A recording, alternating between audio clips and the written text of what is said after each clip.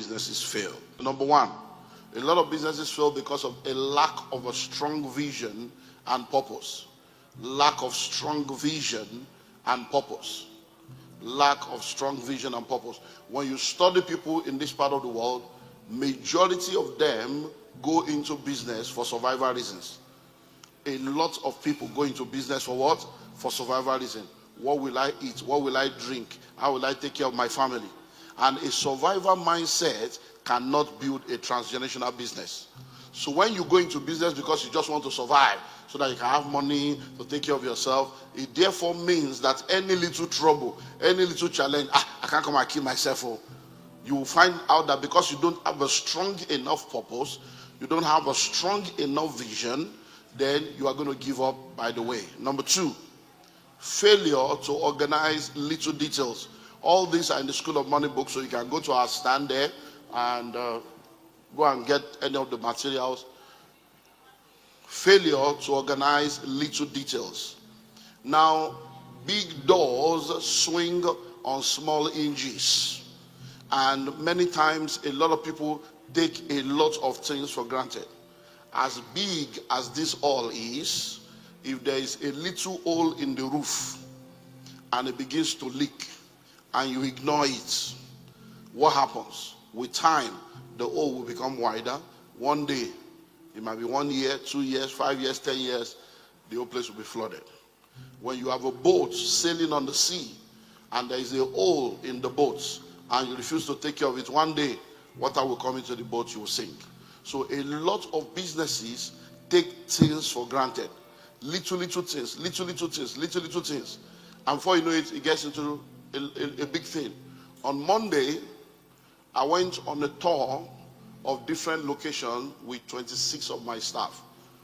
Because I've told them over and over again, you guys need to go on excursion at least twice in a year. Don't just sit down thinking that because you are working with Olumide EMMANUEL, then you are the best thing in the world. No, there are many people doing amazing stuff that you guys need to be inspired. So that when I'm talking, as I go around the world, when I come back and I'm telling you, you have not gone around the world. But when you go around Nigeria, you will see some powerful things. So we went on a tour on Monday to different organizations, different projects, different locations. And one of the locations we went to is a resort owned by one of my guys. And this resort is top notch. Now, I knew that it was big. I knew they were doing a lot of stuff. But what I did not know was the fact that it was not actually an open resort. I didn't know, because when I told him we're coming, he said, when are you coming? I'm like, I'm just coming for excursion anytime. He said, no, let me know when you are coming. So I told him when I was coming. Then he said, how many people are coming with you? I'm like, it's not I'm just coming. I don't want any paparazzi. Just come in, look at it. So I told him like 20-something people. Then on the day of the meeting, he now sent me a message. Where are you now? I said, oh, boy, I'm on the road. It's 7 a.m. We have just left. I said, I told you I'll be there around 12. It's okay. So when it was around 9, so are you around? I said, I've gone to 2 places already. You are number 4 on my list. So I was like, okay. So when I now finally got there, because they kept telling us, so we got there. When I got there, he now told me, he said, sir, when he took on, he now said, the reason why I kept asking is because there is no way they will allow you to enter if I'm not here. He said, because this is a subscription model. And he started mentioning, he said, the governor is a member, Dangote is a member, Otedola is a member, Dantata is he was mentioned. He said, so nobody can enter here if you are not a member. So the only way you can enter this place is if you are a member or a member brings you. No, don't forget what I'm talking about, little details. He says, so because you are my mentor, they know you, we know you. If I allow you to enter without me, I'm sending a message to them that even though there is a policy, there are some people above the policy. See, and I don't want to send that message because if I'm not around now, they too can bring their brother, bring their uncle, and say, oh, God brought his mentor without. So I am a member, so you are coming because you are now my guest. That's how we enter. They say, okay, we need to finish phase 1. We have to go for breakfast. He said, no, it's part of you are anybody that enters here, breakfast, lunch, and dinner is part of the package. So we took breakfast. So we went. He said, no, I said, no, we have to walk. We must eat the lunch. All of us. So there are, when he was talking about business model, real estate, this real estate, all of us they do. I said, no wonder when I was reading $10 book, he mentioned your place. I was like, why are they mad? He said, no, he's a member. They are all here every weekend. They are all here. They don't want any crowd. It's exclusive. Hello? Now, why was he doing that? It's a little detail. You can say, oh, this is my mentor. He's a man of God. Let's just let him enter. Hey, let him enter. That little thing he's doing, he will not know the effect he can have on that business. People can now think they can do it by themselves. I've never shot gun before in my life. On Monday, I said, so this is gone? He said, no, this is, yeah, let's go and kill something. When I shot the first one, shot this one, he said, he said, let's go. I said, no. I said, my brain cannot capture it.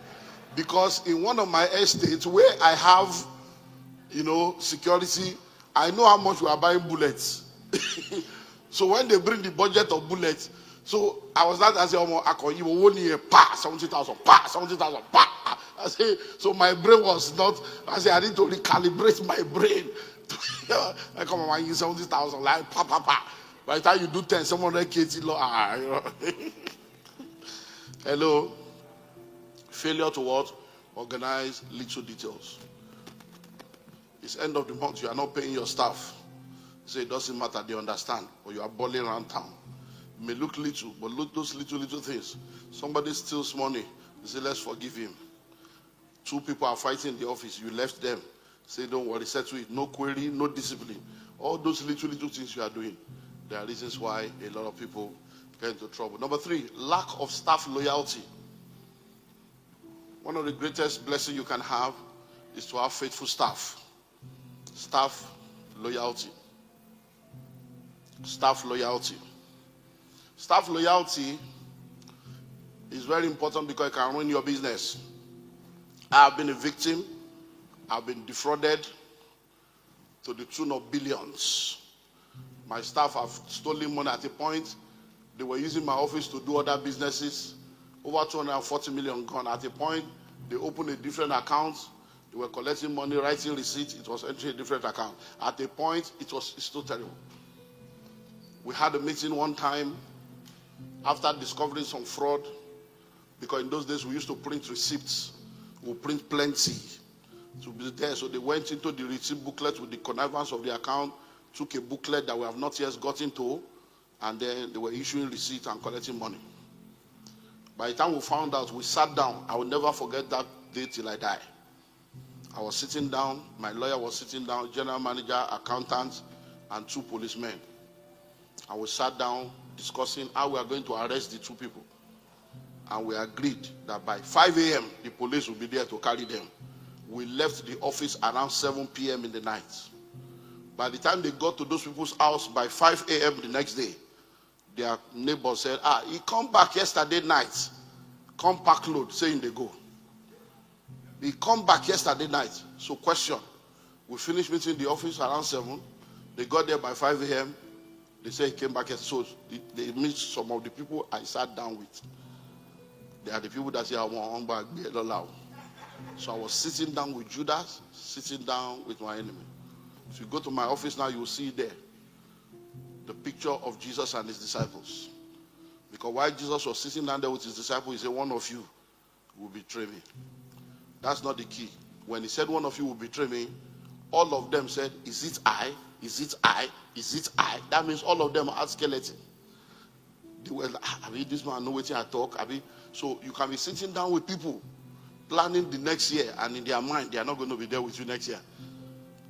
I've sat in this auditorium doing meetings with pastors, planning a year. And the pastor were planning the year together. Inside this auditorium, this same hall, his bag to America was in his boot. So when we finished that meeting on Saturday, That Saturday night, now from here he pass go airport. Hello? Now from here he pass go where? Go airport.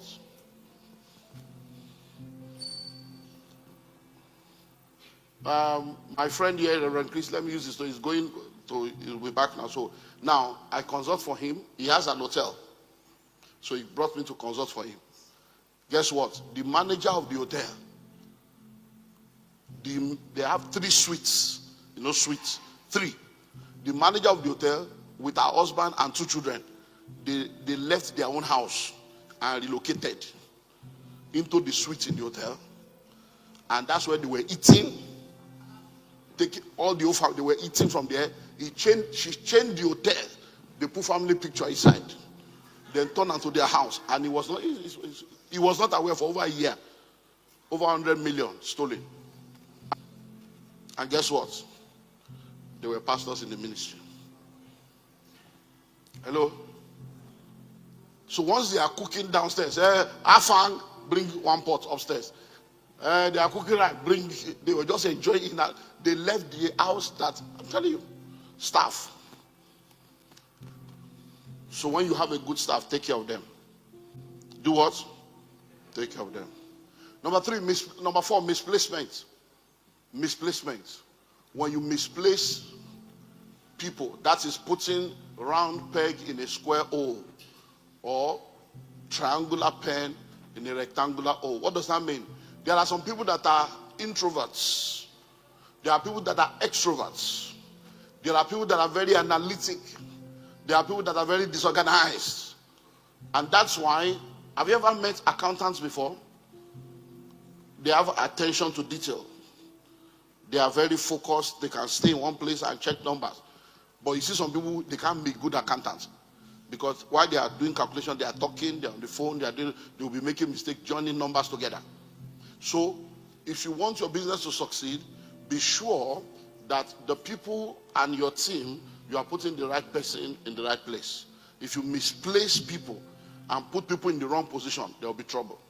Number 5, lack of apprenticeship. There are a lot of ships that can help you to sail through life. There are a lot of ships that can help you to sail through life. Internship, apprenticeship, mentorship. These are all ships.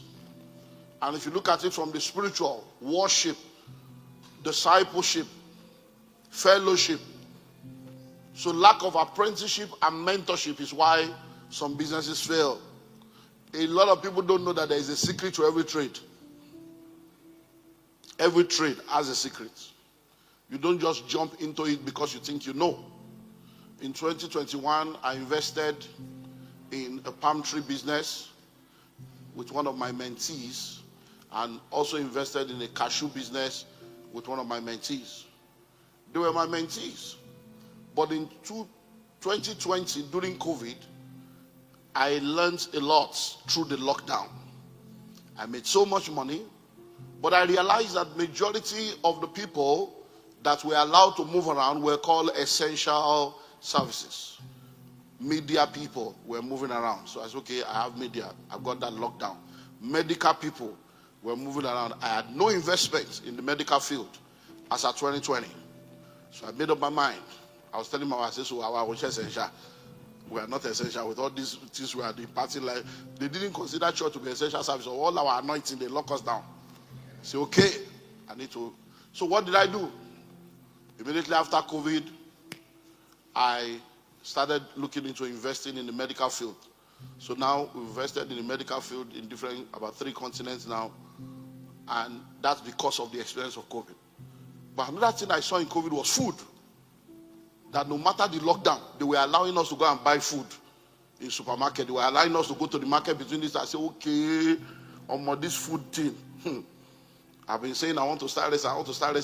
Let's start from somewhere. So I began to study some other aspects of food, farming, and all those stuff. So immediately after COVID, one of my sons was doing a palm tree, and I said, okay, let me invest in this one. Let me use this one to do the other. One of my daughters said she's doing cashew. So palm tree in Ekpe, cashew in Ogbomoso. I invested. And I began to study. Right now, just 2 days ago, we have started a pre-launch on 2,000 hectares of palm tree farm. I'm going to be launching that in January, but the pre-launch started 2 days ago. But guess what? I'm not doing it alone. I now say, guy, come. So I called the guy, I said, come, sit down. I've been investing in you since 2001. How do we work this thing? So, oh no, we can manage it. You get it. We do the management. We'll work this together. And then we sat down. And I said, okay, come. So I brought all my managers, the MD, everybody, CEO. We all sat down. I said, come and lecture us. What are the things we need to know? So we'll be going through that process of learning. And even though I've been in real estate since 1997, when he began to speak, I told my pastor, are you seeing why it's good to ask questions? If I say I'm Olumide EMMANUEL, I'm a real estate guru, I will not listen to anybody. I said, can you hear what he's saying? When he started talking, you will realize that doing the real estate business and doing farming, they are two different ball games. And he started bringing out some things. I said, wow. So you need to learn. Many people, they don't want to learn. They don't know. They don't know that they don't know, and they don't want to know. So apprenticeship, mentorship, you have to learn from people. You have to go. If you need to go and sit down, pay for mentorship, sit down, go and learn without salary. Go and do internship, learn. There are things that are better caught than taught. That when you are in that system, you are in that environment, you will catch a lot of things, you will see a lot of things, and then you'll be able to leverage and do better. Next is competition. Competition. A lot of people fail in business because of their competitors removing them from the market. Competition.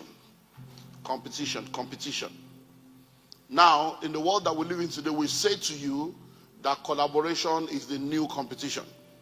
And that's true, but it still doesn't mean that there are no competitors. Because some people don't know how to compete positively and compete favorably. So you need to know that everybody is in the market to increase their market share and to stay in the business. And because many people don't know how to handle competition, they end up losing their business. So one of the things I would advise you to do is to understand that there is a principle called the copycat principle. The copycat principle states that whatever you do, whatever you pioneer, whatever you initiate, within 6 months, others will come and do the same. And the reason for that is because there are people that have money without idea. So they're always looking for ideas to steal, ideas to copy. So one of the ways to be ahead is for anything you want to do, you need to be 3 to 5 steps ahead. Like we learned during the business model, what will be your own USP. So what you need to do is, whatever you want to do, you have 1, 2, 3, 4, 5 steps of what you want to do. And once you start, you know that 6 months later, a lot of people will be doing what you are doing. They will copy you. The next thing you need to do is, as you are starting, once you see that a lot of people are already doing what you are doing, release the next level. Before they catch up with the next level, release the next level. By the time you are 2, 3 steps ahead, and they try to catch up, and it's difficult for them to catch up, they will submit to you as a leader. Do you understand? So what many people don't do is that they don't grow fast. They don't innovate fast. They don't think far. And because of that, you are still trying to think of what next you will do, and the other person has done what you are doing. Because every time people copy you, they have their uniqueness that you don't have. So they copy you and add what they have to your copy, and they become better than you. So if you don't move fast and you are busy trying to fight them, you will lose the battle. Next, lack of order. Lack of order. A lot of people live a life of disorder. There are different ways to be able to establish order. Different ways to establish order. So if we look at order in the family, for instance, there is an order. If we look at order in life, there is an order. So let's say, for instance, you want to look at order in life, and you say, okay, is God first? After God is your family. After family is ministry or business. So you look at it in that order. when you mix up that order and you put something else above the one that is supposed to be on top, there'll be trouble. When you are spending money, there is an order that forms the policy of your expenditure. Oh, any money that comes in, I'll do this first, I'll do this next, I'll do this next. That should be an order. So when there is disorder, it will be a problem. So now, a lot of businesses, there is no order. And let me talk about the finances. When they collect money from people, most of the time, they don't use the money to do what they have collected the money for. And that brings disorder. So when you are collecting money, you are not building the business. You are not taking care of the people that are helping to build the business. You are not building the products. It's an error. And before you know it, it's going to be a problem.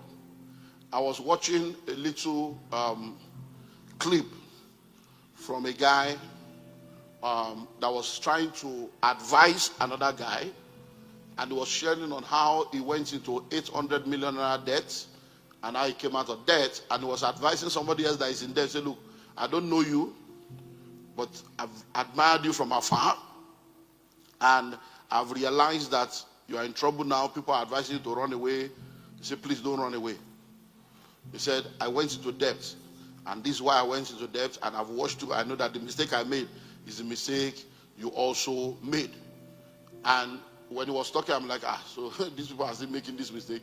And that's just because many times people don't know that turnover is vanity. Turnover is what? Vanity. The only sanity is profit. When you are doing a turnover, it doesn't mean you are doing all the money. Every time money comes in, that's why there's a difference between net income and gross income. Every time money comes in, a portion of that money belongs to your vendors, or belongs to the materials, or belongs to the goods. A portion of that money belongs to upkeep and utility. A portion of that money belongs to the government, statutory expectation. A portion of that money is running costs. So if you don't know that, you're going to get into trouble. So this guy said he was introduced into a business, and he invested 1 million and made a profit of 1.1. So he got 2.1 million after investing 1 million. So he said, this thing's sweet, oh. He put in 5 million. He got 12 million. He said, this thing's sweet, oh. So he said, if I have more money, I can do more. So he now told his friends, everybody, bring money. I'll be giving you 5% every month.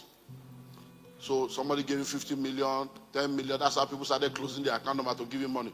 See, money was coming, he was making money. They decided to change his house, buy a new car, travel, club, with another person's money. He said one day when he woke up like this, he said, let me tell you one of the foolish things I did. He said, I rented the house and I paid 8 million. He said, and 4 months later, the landlord was talking rubbish. I said, get out of here. I don't care your... He said, I left the house and I went to rent another one.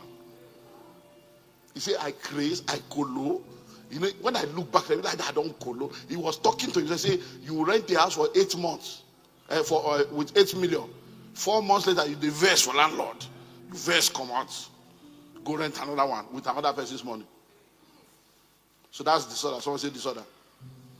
There are a lot of people like that. So I was telling this guy, I said, look, I know you are like that because we meet in the club. I see how you spend money in the club, and it's people's money you have spent. Now you are in trouble. So many of you, you are in a business. You sit down there as you are collecting money. You are dipping hand into the money. Hey, hello, okay, how much? Oh yeah, pay him. You are collecting money from the business, not your salary. You are buying slippers, buying shoes, buying air, buying this. And before you know it, when the month end comes, there is no salary. You now tell them God is in control. God will make a way because you have spent all the money. Hello. Next, poor location. Poor location. Location matters when it comes to business. Location, location, location. Location matters in business. There are some business that does not require location, but some of them require location. Why do you think that the showroom is called a showroom? It's called a showroom because you need to show it. It has to be in a place where you can show it. So if your showroom is in the village, it's an error. Your factory can be in the village, but your store should not be in the village. Your showroom should not be in the village. When you see people that understand location, when they want to get a shop, or they want to open an outlet, they do it on the highway, on the road where people will see, or they do it in a 3 junction where different people. So people choose those things strategically. It's not that you just wake up and say, where is a place where they have cheap property? You don't rent a place because it's cheap or because you like the place. It is not you that will patronize yourself. You have to ask yourself, will it work with reference to my business model? Hello? So, location, location, location. Next is poor customer service. Poor customer service. Customer service is very key. And after COVID, customer preference has changed. Customer behavior has changed. A lot of things has changed with reference to customer. I say this about customer. Customer is always right. Difficult but right. Confused but right. Ignorant but right. Because they are the one that has the money. So customer is always right. But they may be difficult, they may be ignorant, they may be confused. But customer is a customer. So even when they are angry, you should not be angry. Hello? You speak to them because they are the one that hold the money that will keep your business going. So what's your customer service plan? Customer service should be a culture, not a department. Customer service should be a culture, not a department. I know you have a customer service department, customer service unit, customer service manager. Their job should be to oversee the entire culture, not to be the only one that have manners. Everybody should be a customer service staff. Everybody should be involved in customer service. Very, very important. Next is lack of experience. Lack of experience. A lot of people, when they see people in business, they see the glory, they don't know the story. There are things that people do in secret that makes them to shine in the open. So don't go into any business without having practical, hands-on, industry-specific experience in that business. I do a lot of things, and I've seen a lot of people think that they can just do it because they see the externals. I know a lot of people that have gone into ministry without ministry experience. They think all they do is not to just preach. Go and start now and see how easy it is to preach. Hello? So, it's not just preaching. I know a lot of people that have gone into business thinking they have money, they'll go and start business. But they don't understand that there's a difference between the technical aspect of business and the business aspect of business. The fact that you're a good fashion designer does not mean you will run a successful fashion business. Because the ability to design clothes, cut shapes, and do this, and is different from the ability to get a market and to price the goods and to keep them coming. So there's a business side and there's a technical side. And you need to understand all these things. There are people in real estate today getting into all kinds of trouble because the barrier to entry is very low. So they can just listen to a YouTube video. Especially, see, I look at a lot of young people in Nigeria, especially these are real estate thing. They will say their mentor is in America. I just laugh. You are listening to somebody in America or real estate in this Nigeria. Your eye goes soon clear. You will suddenly realize that you are dealing with a different terrain altogether. So they say they are listening to America because they will go and listen to 1 or 2 videos, read 1 or 2 motivational books, they jump out. And then when the trouble comes, it's a multi-million naira, multi-billion naira trouble. So, very, very important to note that. Next, unexpected growth is one of the reasons why a lot of businesses fail. Unexpected growth. I know that we're praying to grow, we are hoping to grow, we are trusting God to grow, but that growth that you are looking for, if it comes too suddenly, it can ruin your business. Many of you think you are ready, but you don't have the capacity for many of the things you are asking for, because you have no idea what it takes to sustain some level of things that you are asking for. So I can tell you stories upon stories upon stories of people that have gotten into a place where unexpected growth caused trouble. I know you've heard of people that died because of stampede, when maybe they are sharing food, or maybe there's people went to apply for a job and they were. Now, why do you think that happened? Because the job that is available and the people that came didn't balance out. That's the same thing that happens in business. So if you're a businessman, you're a businesswoman, and there's unexpected growth, it can ruin your business. So imagine now that you open a store. One of our guys here, he's still a member of this church, but he's in another of our branches now. Now, when this guy was to open his business, He retired, took all his retirement benefits, and opened a cool room business. In those days when they started cool room, he opened a cool room business, and the cool room business he was opening, they have, he opened the store, he had freezer, they bought the scale, he did everything, then he printed thousands of handbills. And he decided that he was going to open the business on Good Friday. I was there to open the business, Good Friday. So he shared handbills, all the bus stop in this area. He went around, they did rally, they danced, they shared handbill. That they're going to open on Friday, Olumide EMMANUEL will be there, there's going to be discount, there's going to be free gifts. Now, after all that noise, ask me, how many cartons of chicken and fish can one freezer carry? So the advert was more than the products. By the time we got there, people were already queuing. Even before me, I got there. No, I drove past on board. Oh my God, run. The queue was long. So they took me through the noise. So in the name of Father, as we opened the place like this, hey, kilo come, 2 kilo,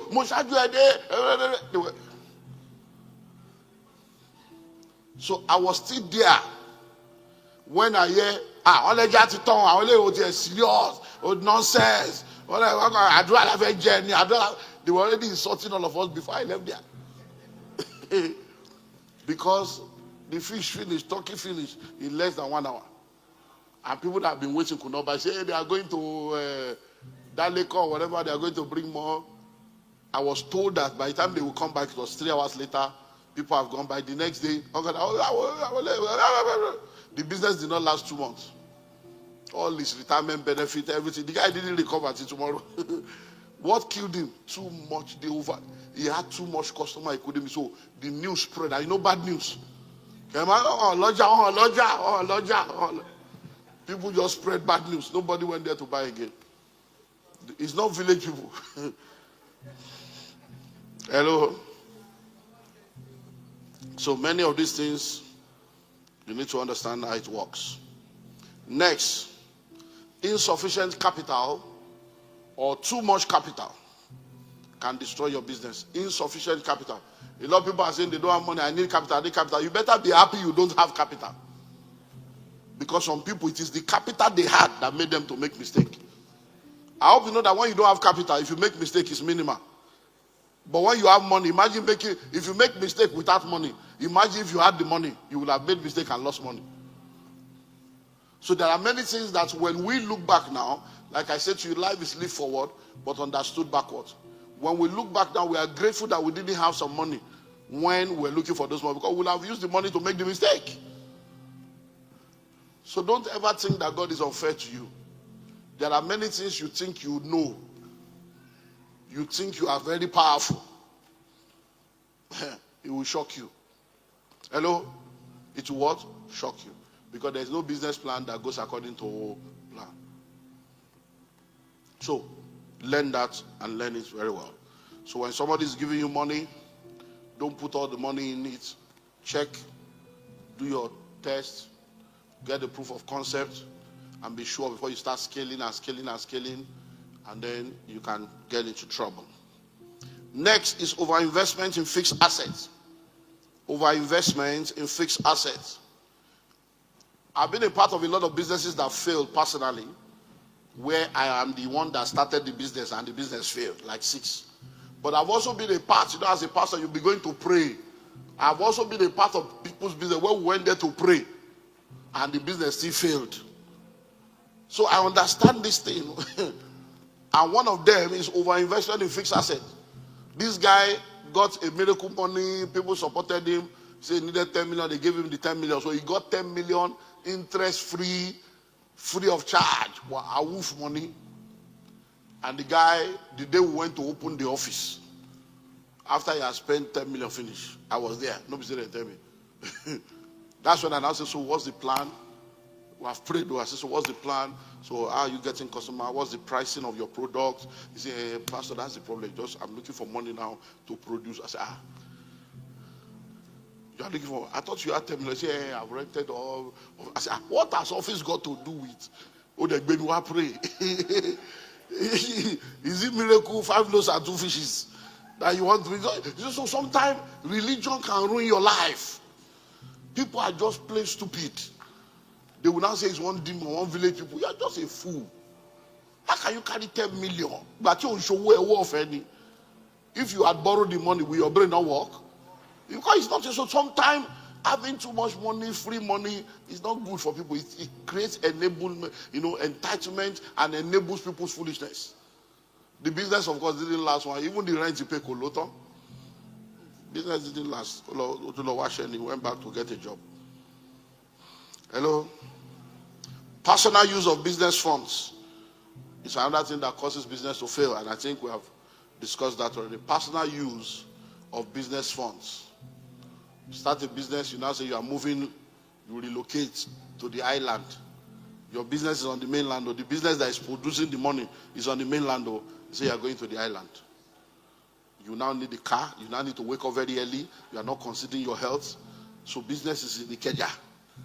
Your office was in the maybe Agege or Mole, you are just 15-20 minutes, you are in the office.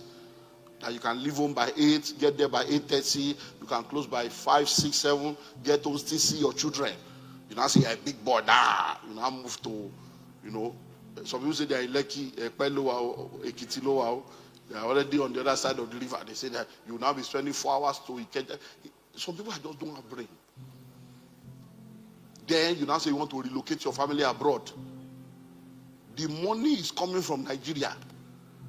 Listen to me. If you are matured enough that you can produce money in Nigeria, you have customer, you have staff, that you can raise money to carry family to Canada, that business has greater potential than you can ever imagine. Many of them are slaving away in Canada now, slaving away in America, slaving away everywhere. Left the business that's producing the money. And you see the funniest thing. You will lose the money, lose the business, lose the marriage, lose your peace, and may you not end up losing the children. And it's not a prophecy. These are things we're already seeing.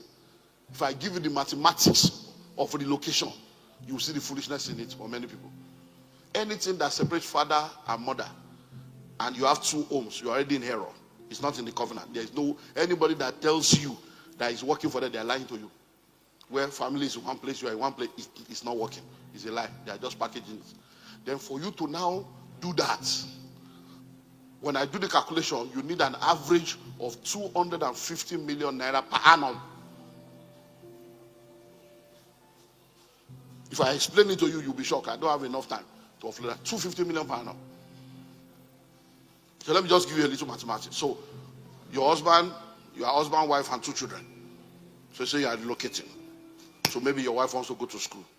So you go to school. Average fee, $11,000. So $11,000 year 1, $11,000 year 2. Then most likely, because there's children, she really cannot do that. So she's working. She cannot work more than a particular number of hours, 20 hours a week.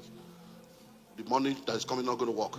In an average 1 bedroom, 2 bedroom in Canada, every month is between $2,000 to $3,000 per month. That's not utility. If you buy a car, that's another minimum of $15,000 to $30,000. Then you pay car notes, you pay lights, you pay gas, you pay water, electricity, everything. By the time you look at what you'll be spending every month, an average family of 4, you need an average of between $6,000 to $10,000 per month.